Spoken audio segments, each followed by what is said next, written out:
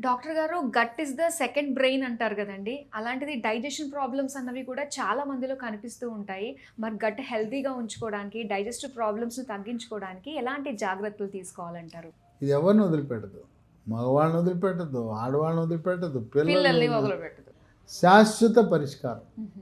ఎప్పటికీ మళ్ళీ మళ్ళీ రాకుండా ఉండాలంటే లీ ఫార్మా కంపెనీ వారు ఒక అద్భుత ఔషధాన్ని హ్మ్. లాఫెరిన్ బీసీ అని, ఓకే. ఇది ప్రకృతి నుంచి తయారు చేసిన పదార్థం. హ్మ్. ఈ లాఫెరిన్ బీసీ హ్మ్. ఉదయం టిఫిన్ తర్వాత ఒకటి, రాత్రి భోజనం తర్వాత వరుసగా 3 నెలలు వాడాలి. ఓహో! అంటే రోజుకి 2 రెండు 3 నెలలు 180 వాడాలి. హ్మ్. ఈ లాఫెరిన్ బీసీలో హ్మ్. మన జీర్ణకోశంలో గుడ్ బ్యాక్టీరియా, మంచి బ్యాక్టీరియా పెరిగే విధంగా వాటిని పెంచి హుహు. శత్రువులా ప్రవర్తించే చెడు బ్యాక్టీరియాని తగ్గించి వాటిని చంపడానికి ఉపయోగపడుతుంది.